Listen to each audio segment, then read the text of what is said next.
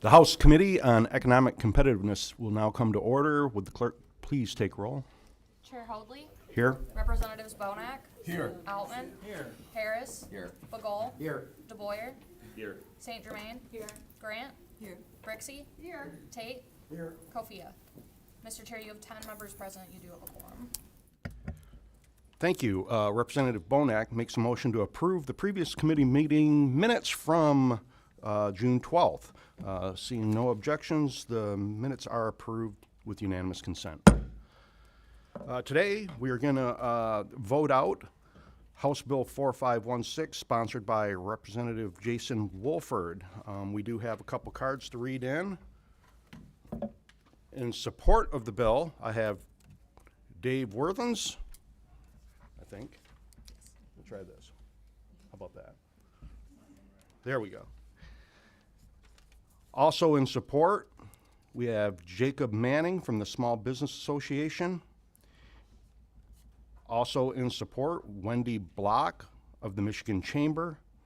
And I didn't say Dave's was from Michigan Manufacturers Association. So thank you for those. If I could get a motion to report House Bill 4516 with recommendation, and I get that from Rep. Outman, makes that motion. Would the clerk please call the roll? On the motion to report, Chair Hoadley. Yes. Representatives Bonak. Yes. Altman. Yes. Harris. Yes. Bagol. Yes. DeBoyer. Yes. St. Germain. Yes. Grant. Yes. Brixey. No. I can call you again. Grant. No. Brixey. No. Tate. No. Kofia. Mr. Chair, you have 7 yeas, 3 nays, 0 pass. The motion prevails. House Bill 4516 is reported with recommendation. The committee will go at ease.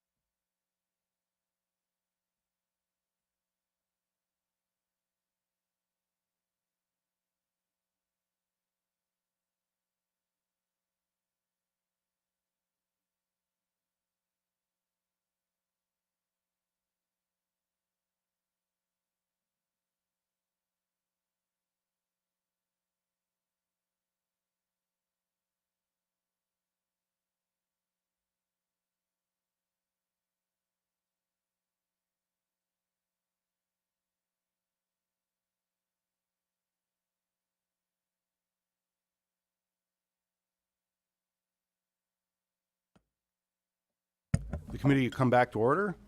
Next, we will hear testimony from Representative Schuette on House Bill 4543. Representative Schuette, would you like to approach and begin when ready?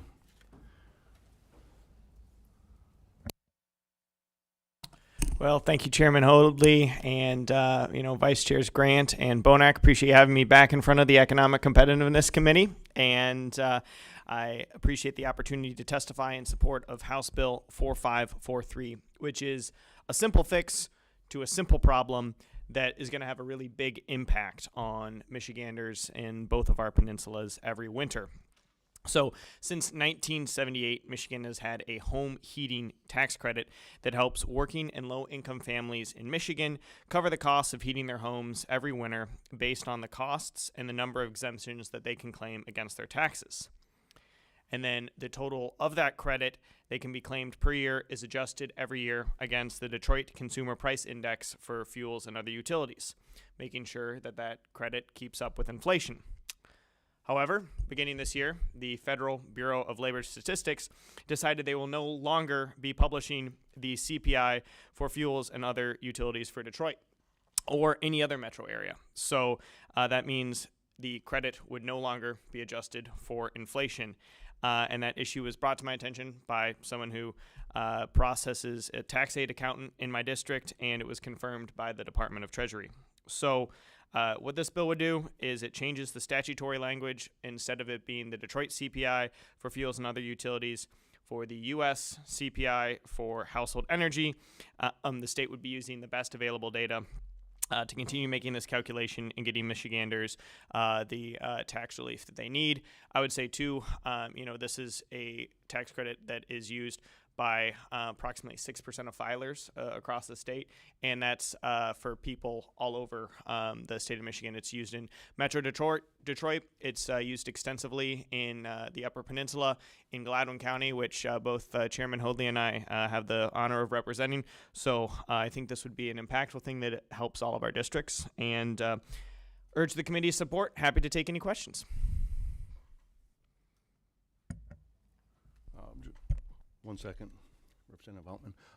One question I have, Representative Schuette, do you know the background of why the Detroit CPI was used rather than the national? Yeah, I would imagine in 1978, when the Bureau of Labor Statistics was still publishing based on Detroit, it makes sense to use a Michigan-based index. Now that index no longer exists, I think shifting to the national is the best available option. So. Thank you. Representative Altman has a question. That was your question? Okay. Yeah. Mm-hmm. Any other questions? Representative Brixey. Thank you, Mr. Chair.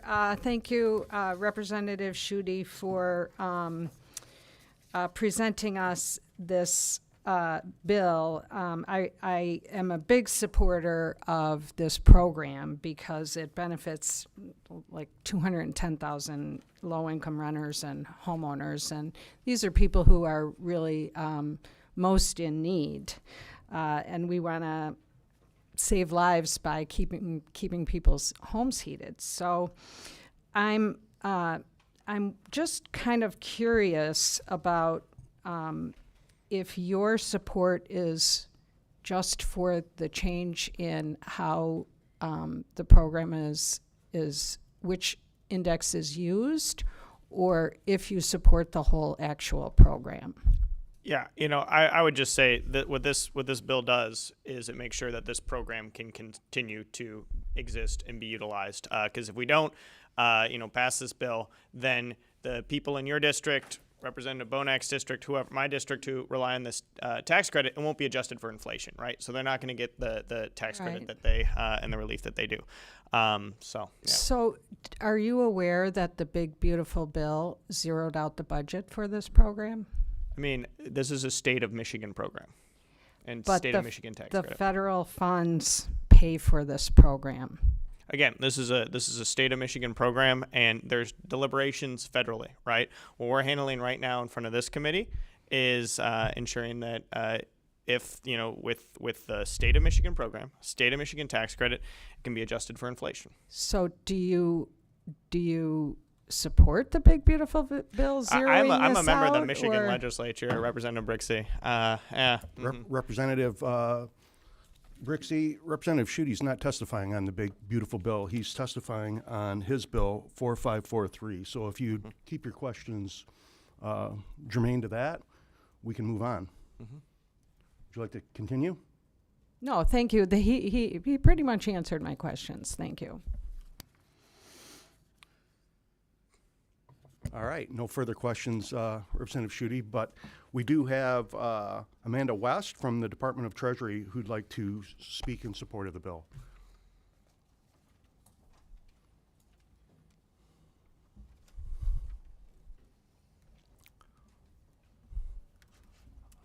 Outstanding. Begin whenever you're ready. Wonderful. Thank you. Thanks for having us. My name is Amanda West. I'm Deputy Treasurer for the Department of Treasury, and I'm joined by Scott Dara.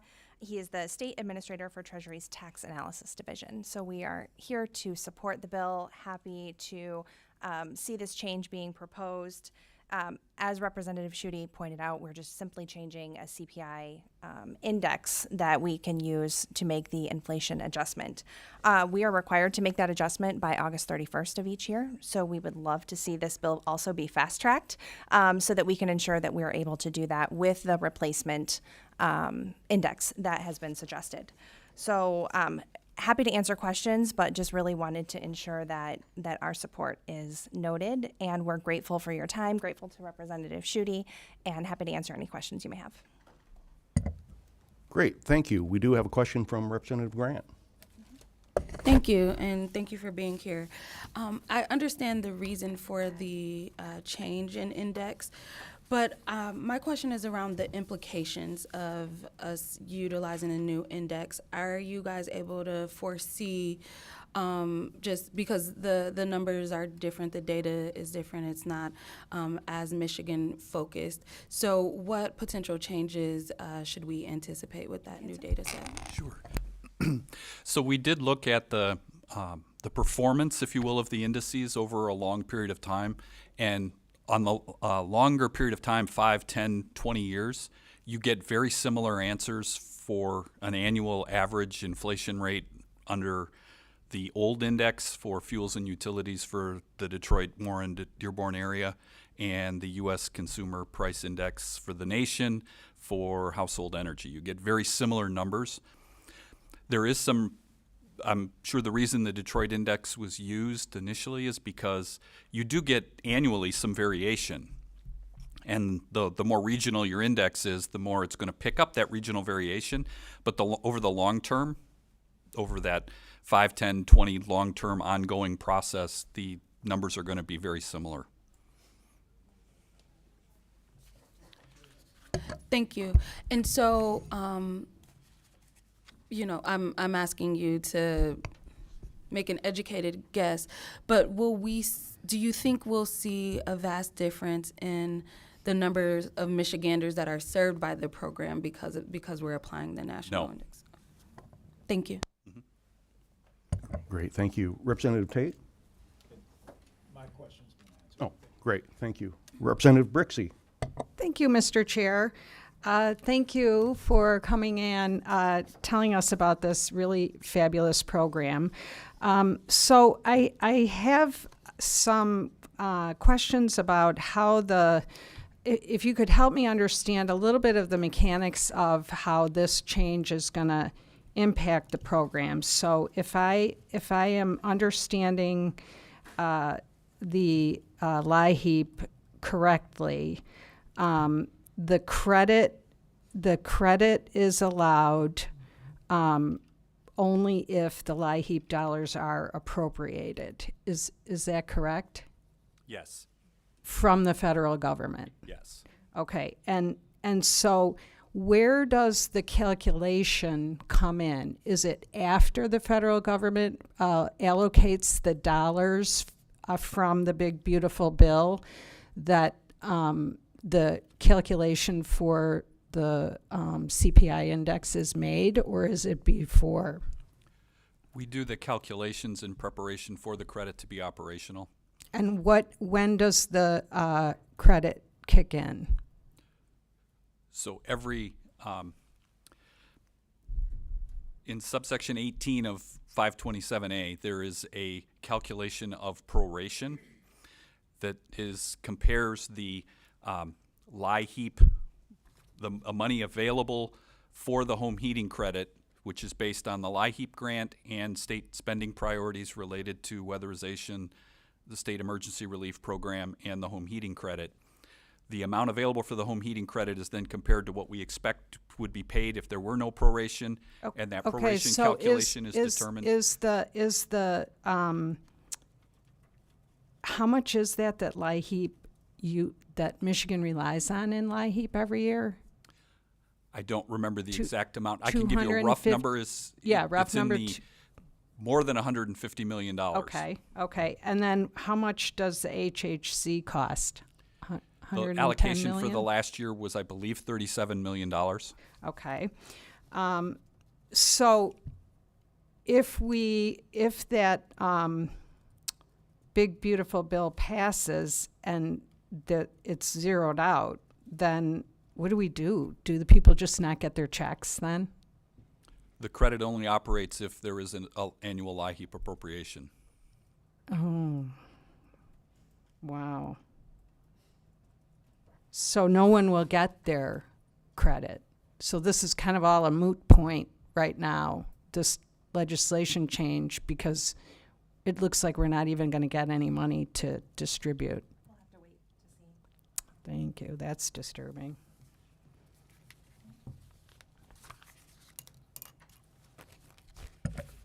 Thank you, members, and thank you both for your testimony. We do have a couple cards to read in. Well, we only have one card to read in. Outstanding. Wishing to support the bill but not wishing to speak is Christy Seloff from the CEDAM, the Community Economic Development Association of Michigan, is supportive of the bill. Let's see. So that's it. For testimony on that, Representative St. Germain moves to excuse all absent members. Oh, point of order. Could I ask a question? A question to Of whom? you, the chair. Sure. Would it be possible for this body to write a letter of support for the funding of that and send it to Washington, D.C. to make sure that the big, beautiful bill puts back in the LIHEAP funding? You're welcome to write that letter anytime you'd like, Would- Representative, but I'm not going to sponsor that, no. Okay. Thank you. All right. St. Germain moves to excuse all absent members. Being no objection, absent members are excused. There being no further business before the committee will stand adjourned. Thank you.